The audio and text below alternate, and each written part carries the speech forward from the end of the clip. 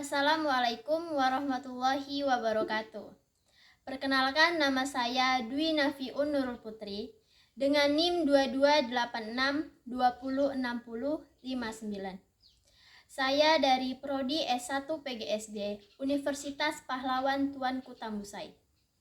Di sini saya akan menjawab dan menjelaskan pertanyaan dari kelompok 4 mengenai materi belajar dan pembelajaran.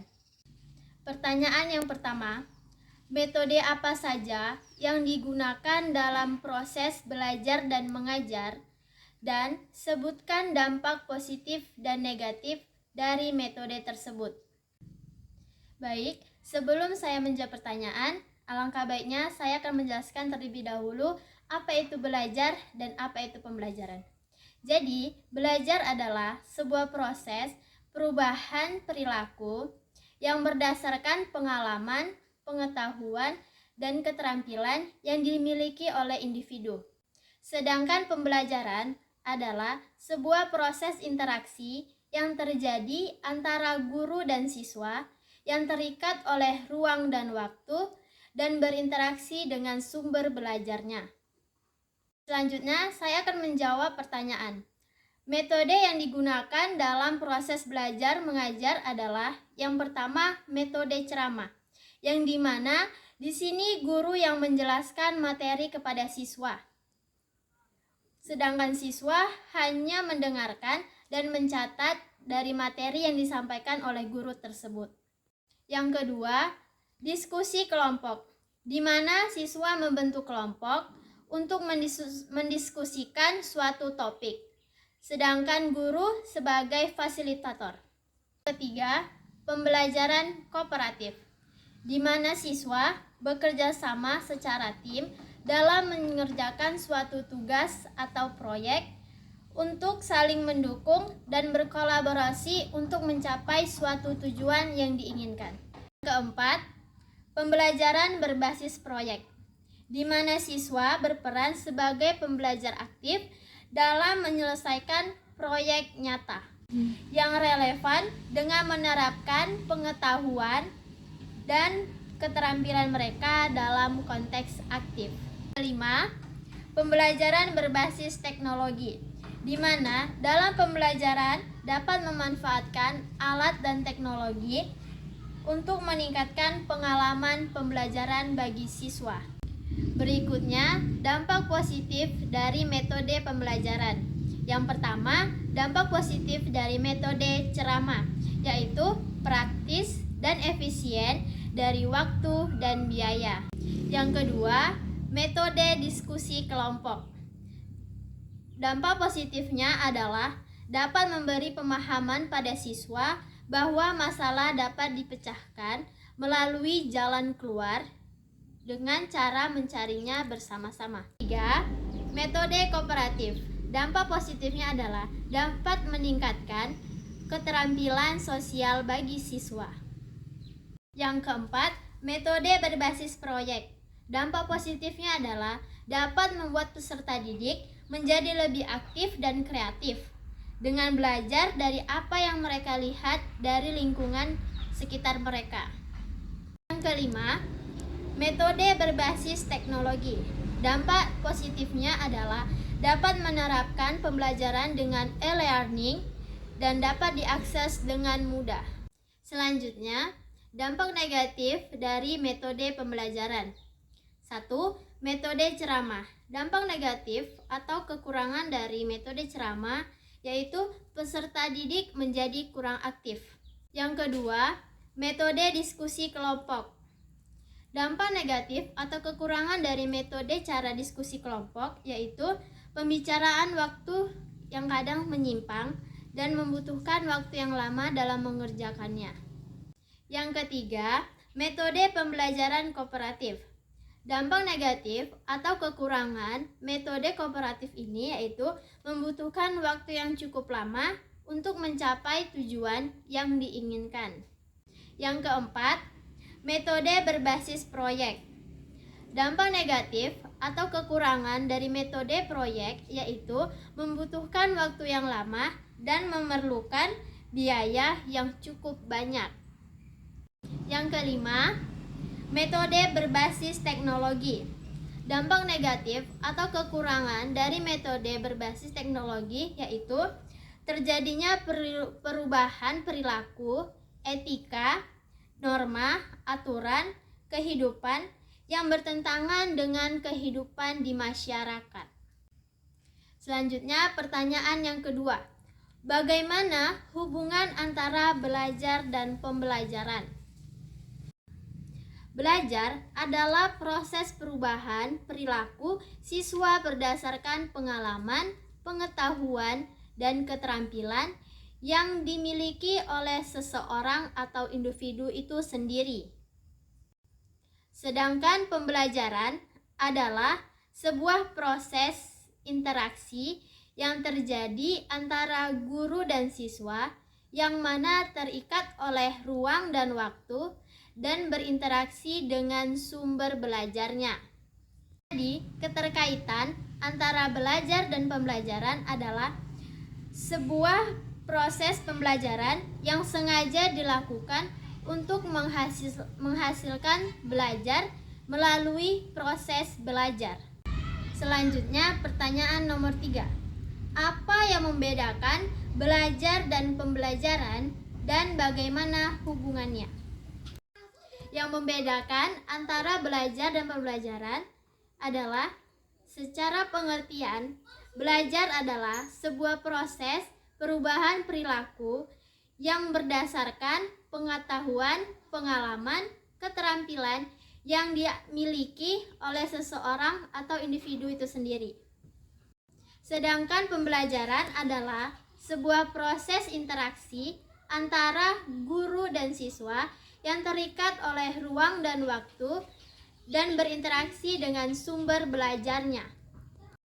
Yang membedakannya lagi adalah belajar itu tidak melalui proses pembelajaran, tetapi pembelajaran melalui proses belajar.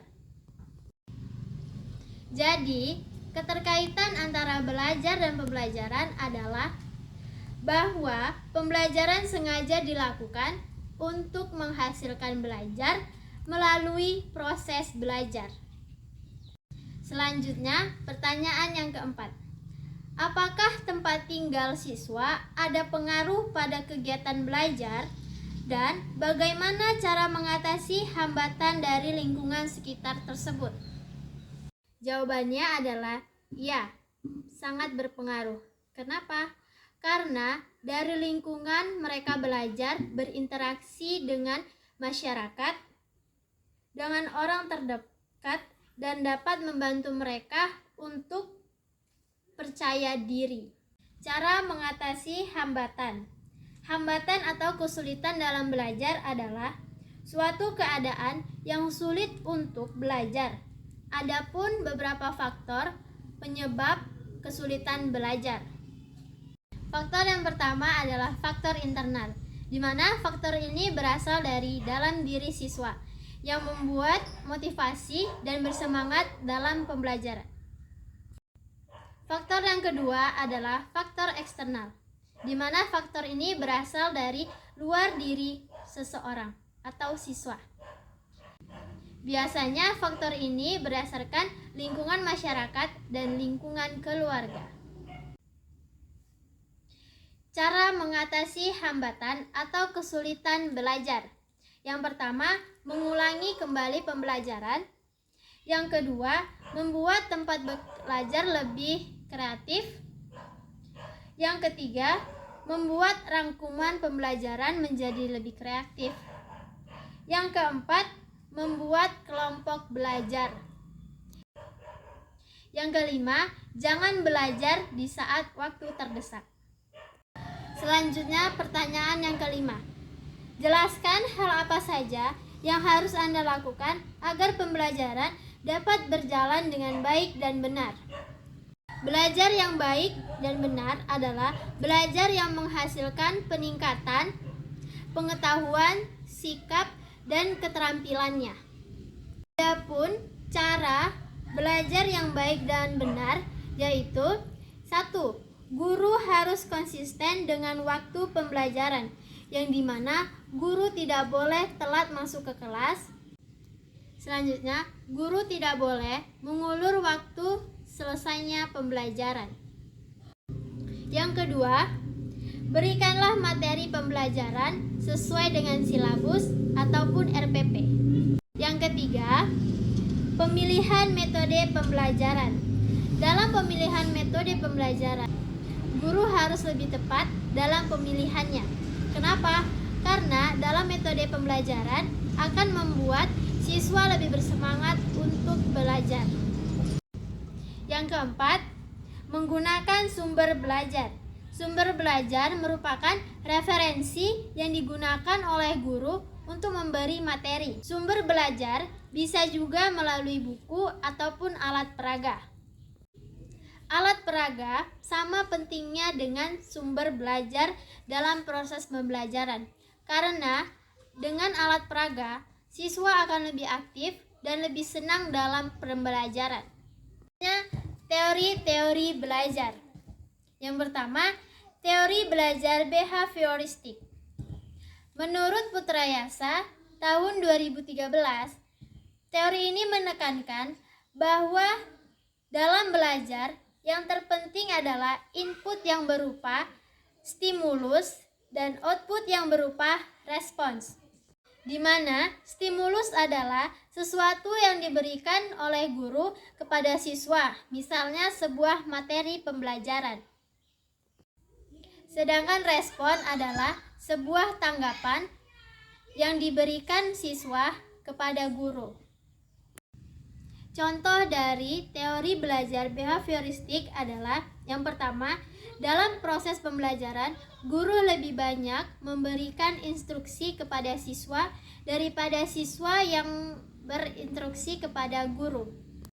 Yang kedua, guru akan lebih aktif dalam memberikan pelatihan agar terbentuk kebiasaan yang diinginkan sebagai target yang ingin dicapai oleh guru dan siswa. Teori Thorndike. Teori ini mengatakan bahwa guru harus tahu materi apa yang ingin disampaikan, apa yang akan diajarkan, dan merespon apa yang diharapkan, dan kapan harus memberi hadiah atau reward kepada siswa yang memberikan instruksi. Adapun 3 hukum belajar dari teori belajar Thorndike, yaitu yang pertama, hukum efek, yang kedua, hukum latihan, yang ketiga, hukum kesiapan. Yang ketiga, teori belajar Skinner. Teori ini didasarkan atas gagasan bahwa belajar adalah fungsi perubahan perilaku individu secara jelas. Perubahan perilaku tersebut diperoleh sebagai hasil respon individu terhadap stimulus dari lingkungan tersebut. Teori belajar Skinner adalah ketika guru telah selesai menjelaskan materi pembelajaran, kemudian guru bertanya kepada siswa. Apabila siswa bertanya kepada guru, maka guru akan memberikan reward berupa hadiah ataupun pujian kepada siswa yang ingin bertanya. Demikian penjelasan saya mengenai belajar dan pembelajaran. Kurang dan lebihnya saya mohon maaf. Saya akhiri. Wabillahi taufik wal hidayah. Wassalamualaikum